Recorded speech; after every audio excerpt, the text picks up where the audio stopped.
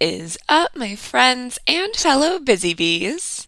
Today I wanted to talk about something that I hear from a lot of people who are hobbyists or people who are just dabbling in the world of furniture refinishing, and also people who kind of go into starting up a side hustle and selling their painted and refinished pieces, but don't necessarily lean into it as much or try and grow it or take it anywhere other than just casually selling here and there, which if people want to keep it as that, that's totally fine. But what I hear so often from these people is that they do have something holding them back from going further, which is that they really just don't know what to do to get them to the next level. They don't know how to infuse money into their side hustles, their businesses. They don't know how to price their pieces appropriately or keep the costs of supplies down so that they're really making a good profit in their business, and having that consistency in the income. So as you can see from the title, I wanted to talk to you today about having a profitable side hustle selling refinished furniture is actually easier than you think if you're intentional and strategic about it. I think so often we have a tendency to look at something that we want or even like a lifestyle that we would love to have. So not necessarily furniture refinishing, but maybe seeing somebody who's living a really active life, if you're someone who's more sedentary, someone who is eating healthy or following a certain diet or having a career goal of ending up somewhere, or seeing a hobby that we'd like to take on, or even like a aspirational style of parenting that you would love to embody. And we look at those things that we would love for ourselves and we hope to have for ourselves one day, or we want to make a goal of becoming. And we see that end goal, and instead of envisioning ourselves in a life that represents that and having it be a part of our reality and motivating and inspiring ourselves by getting excited and kind of visualizing how that would feel, what it would do for us, and how great it would be, instead, we think about all the minutia in between now and then, all the things that would be needed to get us there.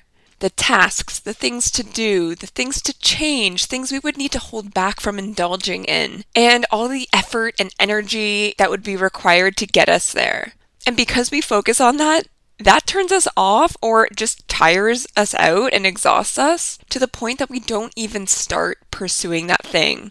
Or maybe we'll do it for like a week or maybe even a month. But then there'll be one tiny thing that turns us off of it and stops us from pursuing it, and then we just go back to our old ways.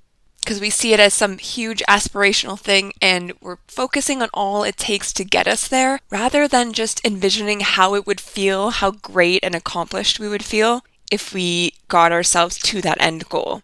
And we also have a tendency to doubt ourselves and what we're capable of. We'll look at somebody who's living and breathing that thing that we wish that we had, and we'll look at them and we'll think, that could never be me. I wouldn't be able to do what they're doing. I don't know how to do that thing. Or they're so much smarter or stronger or have better genetics or whatever thing that you want to put in your brain of like why that person exceeds you in some way. And we just doubt our capabilities without even actually giving it a try. Because, spoiler alert, if you actually give it a go, you probably could get there. Sorry to break it to you. And so we just build these things up in our head, and often we get imposter syndrome, and it leaves us doubting our abilities. And imposter syndrome is something that's like, at least in the feeds that I have curated, something that's talked about quite often, from entrepreneurs to celebrities to actors and billionaires. Like, I see it in all different stages of success and walks of life. I've seen people speaking about this, and I talked about it on a podcast that I guested on recently, but obviously I have it as well. You probably have it too in one area or aspect of your life as well. And I spoke about how I've seen it so often in these people who have amazing success, names that would be like very common household names, people who have great notoriety. Everyone talks about this imposter syndrome. So I was like, why the fuck would I take the time and the energy out of my day to feed that and to waste my time thinking and feeling that if I could be as big as Kim Kardashian and I would still have those exact same thoughts and feelings? How much of a waste of time is that? But it's just human nature. We just build these things up in our heads and then we let those things hold us back. And so what does this look like in our furniture refinishing side hustles and businesses and worlds?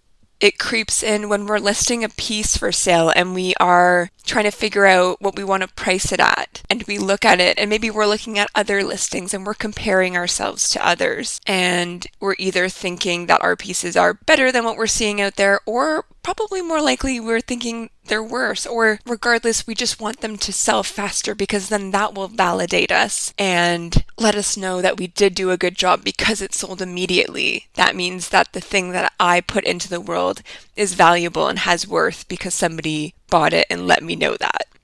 But then what happens if it doesn't sell right away? We decrease our prices quickly, or we set them low in the first place. And then when it sells for that marginal number compared to what it probably is actually worth, we feel resentful to the effort that we put in compared to the money that we're seeing in exchange for that thing that we put so much time, so much love, so much care, so much effort into. All because we had that imposter syndrome come in and we wasted our time on it. And this self-doubt also often comes from the fact that a lot of us don't come from business backgrounds. In the furniture refinishing world, I see a lot of people coming from social services and healthcare and other sectors that have been really overrun in the past few years around the pandemic time and maybe before. I see a lot of stay-at-home moms who are trying to juggle supporting a family and a household and their children and their spouses and their pets and everything else. And there's all sorts of other people from all walks of life, but the large majority I'm seeing don't come from a business background, so we often just don't know what goes into the business aspect or what we need to do to create a business, or how to make a plan and be strategic and setting aside time to work on instead of in the business to get us there, to get it grown, to set goals and see it move forward. But if we want to have those profitable side hustles selling these painted and refinished pieces, we need to create systems. And I talk so often on the podcast about creating systems, and I know it's not sexy, it's not fun. Well, for some of you it might be. Anyone out there also appreciate a really good spreadsheet? But we prefer to use the creative side of our brain, and I get that, but taking the time to create and implement and maintain these systems is what's going to give us more time and energy to focus on the actual furniture work that we want to be doing. And creating these systems allows us to work it into our routine so that we end up being more consistent in the work and are able to maintain it for longer term instead of getting burnt out and having to walk away for an extended period of time to refill our cups. By creating systems and templates, it helps us so we stop wasting time doing mundane, repetitive tasks that could easily be helped with a system of some sort. And then we are having to use less time to market our business because we have systems set up to effectively do it so that organically our client base is growing, people are discovering us, our business, our work, and our pieces are selling consistently. So again, we can spend more time where we want to be in the workshop.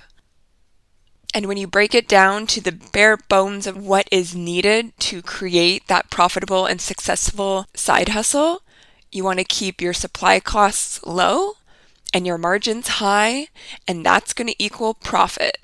And consistent and growing profit is what's going to keep you doing this long term. And so when we get intentional with our side hustles and setting them up for success and implementing these systems, and you honestly don't need to take that much time once you get everything created and set up and working for you to maintain these things. That's the great thing. You do have to do the work up front, but then you can set it and forget it for the most part. I was talking to a friend the other day and she was asking, how I'm enjoying it. It's been about a year now that I've been doing this full time. And it was kind of hard to explain, but I was like, I am working and I'm working hard in and on the business, but it doesn't feel like I'm working. Like it just feels like I'm busy and I'm always doing stuff, but it's just like me living my life. And she was like, that's because if you do something you love, you'd never work a day in your life. And I was like, I know, but that's so corny. But it's so true. Like I feel like I get up, I know what I have to get done in a day.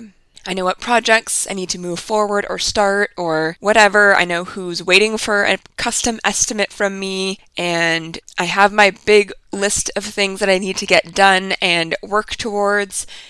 And so I just plug away throughout my day, but that doesn't mean that when I feel like stopping to eat or going and running errands, or the dog is getting energetic so I need to take him for a walk, or a friend texts me and asks if I want to hang out, like I can just do those things and work those things into my day, which is an amazing gift. Like, I'm so grateful for this. But all of these things are only possible because I took the time to set this stuff up in the background and at the forefront so that things could move smoothly and I could have this freedom of time and not be running around like a chicken with my head cut off. Because there was a time when I felt like that.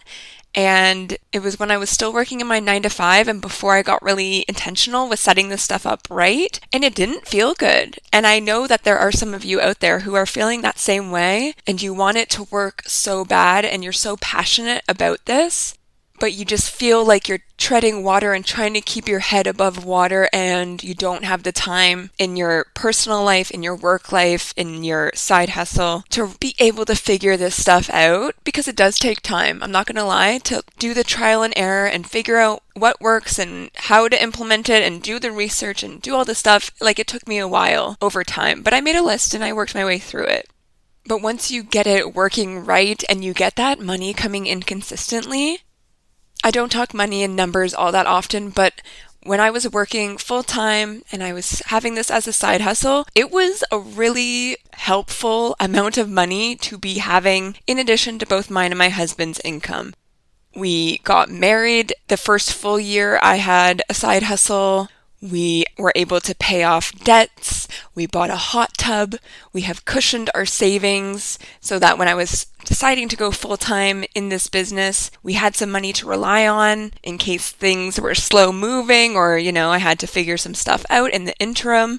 We had a great travel year last year. Like, this side hustle that some people might call a hobby, you may dare to call a business. I hope you start calling it a business, because if you have a side hustle, that's what it is. If you're selling your pieces, you are a business owner.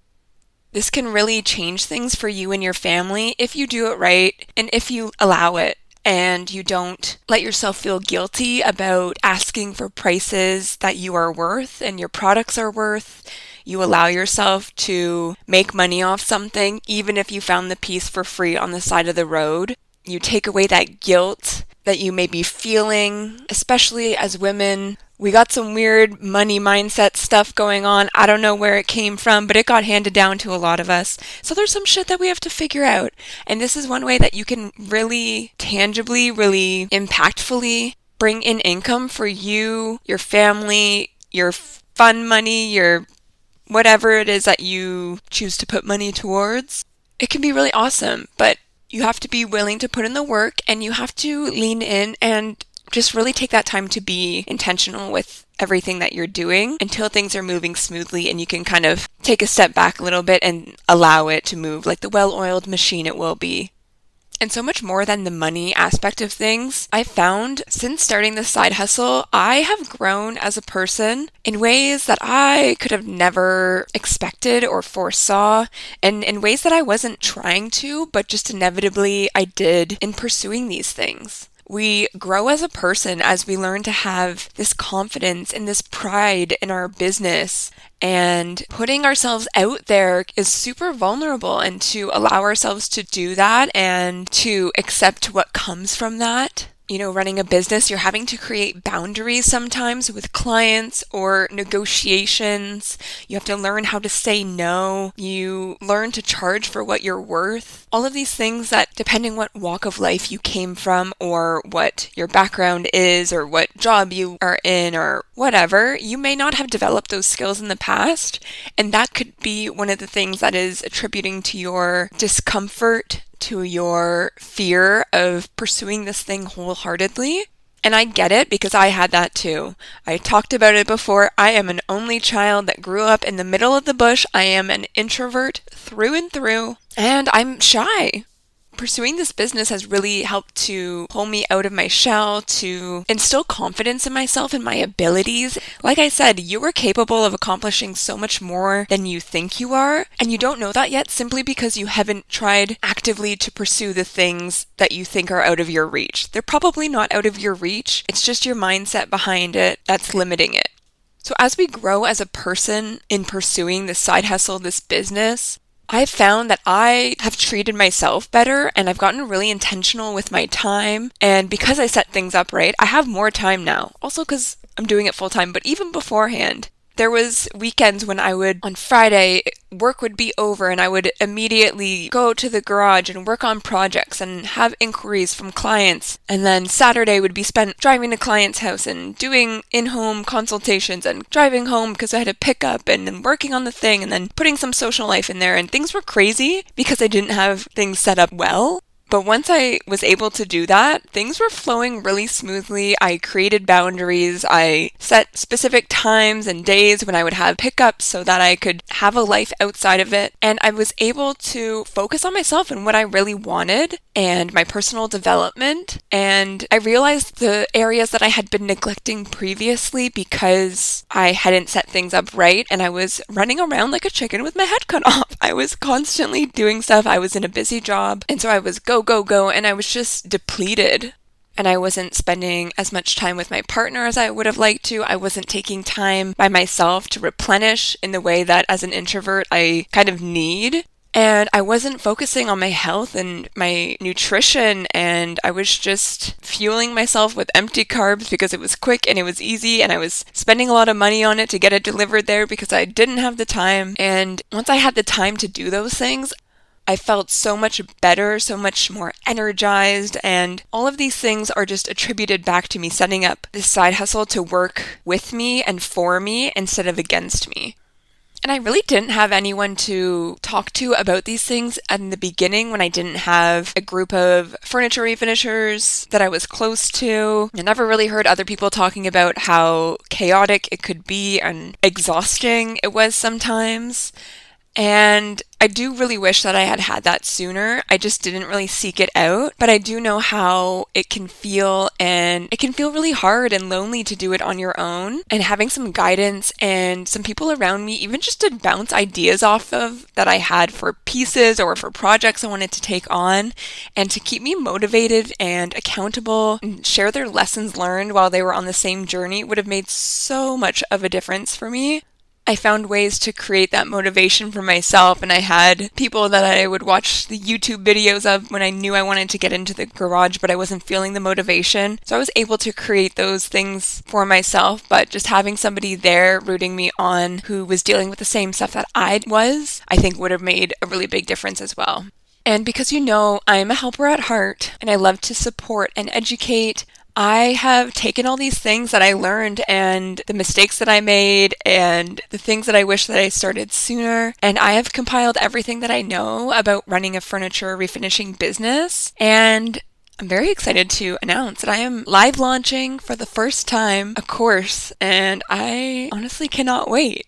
So let me tell you a little bit about it. So it's called Refinish Your Future, 4 weeks to a profitable furniture flipping side hustle. And the doors for enrollment are now open, which is so crazy because honestly, this has been like a year in the making, or much more than a year ago. I said I wanted to release a course doing this, so I'm so excited that it's here. But who is this course for? So if you have a side hustle selling your refinished furniture, but you don't know how to get consistent sales, or you have like a hobby and side hustle and you want to treat it like a business, but you don't know how to get yourself there. If you don't have a side hustle yet, but you want to, and you want to turn it into a business, and maybe one day you'd love to have a full-time furniture refinishing business, whether or not you want to keep it as is or one day go full-time, this course is going to lay out the groundwork for you to have the freedom to decide what you want to do and where you want to take it, and ultimately create a lot more of that time for you in your side hustle. So what does that look like? So beginning the week of August 7th of this year, 2023, and throughout the month of August, I'm going to be live launching this. This is the first time I'm running it. So the first cohort of students have the huge benefit of being able to help mold this into what you need to get out of it. I can build things in as I go. If there's something you'd really love to learn, but you're not seeing it available there, I am an open book, so I'm willing to add whatever you guys need. But throughout the month of August, we are going to have 8 different modules. They are 1 hour each. There will be 2 every week. It will be online learning. And now 2 sessions a week can sound overwhelming. In the summer, I know people are busy. There's often vacations before the kids go back to school. I totally get it.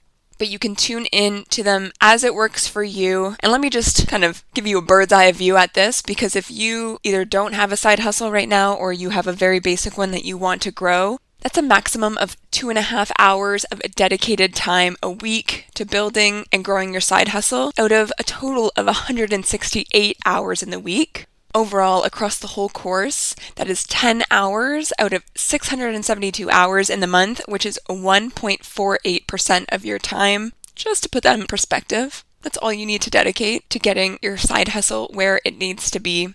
I will be teaching live at the times that work best for most participants, but again, you can come back and watch those replays at your leisure for when it makes most sense for you and your schedule. And here's what the modules are going to cover: getting services and selling set up, getting profitable, getting systems set up, and there's a few different systems in there that I recommend, getting a great product, getting a marketing strategy, getting and keeping clients, getting consistent, and getting growth. At the end of the course, you are also going to have the option of booking in a 30-minute one-on-one meeting with me for any coaching or consulting that you want for your specific side hustle, or if you have any unanswered questions, or if you just want to shoot the shit and talk about your latest favorite Netflix show. We can do that. You will also get access to my custom project intake form guide so you can put one together, and there might be a couple other freebies in there.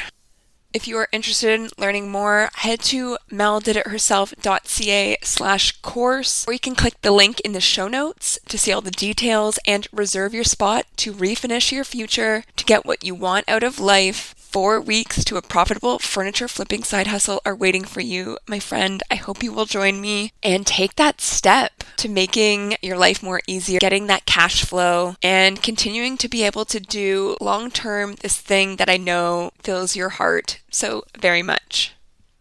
And one thing you may not know about me is I love motivational messages. They keep me fired up, and I keep a list of ones that are catchy or speak to me in the Notes app on my phone, and then end every podcast episode with one that I've noted down over the years in hopes that you leave our time here each week feeling inspired, motivated, and ready to take on whatever comes your way this week. So this week's Mel's motivational message is, what's next is better. And if I'm being real with you, this is one that I've had written in the front of my notebook that I got when I first started my side hustle. I forget where I first heard it, but it's slightly ominous, but also aspirational and so motivating because it just always keeps me working so hard to find out what is next, because whatever it is, it's better. So I know as long as I am keeping my goals, my aspirations, where I'm trying to head in life at the forefront of my mind, and I work towards those things actively, I know that whatever is next is going to be better. And I have that confidence in myself now that my judgment, the decisions that I make, the directions that I choose, the things that I decide to say yes or no to, have got me to where I am today. And so all I can do is trust those as I move forward and make informed decisions, but do the things that light me up and just see where they take me. What's next is better. Remember that as you go into this week. And I hope to see some of you in the course, Refinish Your Future, 4 weeks to a profitable furniture flipping side hustle. I'm so excited to be able to share this knowledge and guidance and accountability with you guys. It's going to be so much fun. All right, that's it for now. I appreciate your time, and I will catch you guys next week.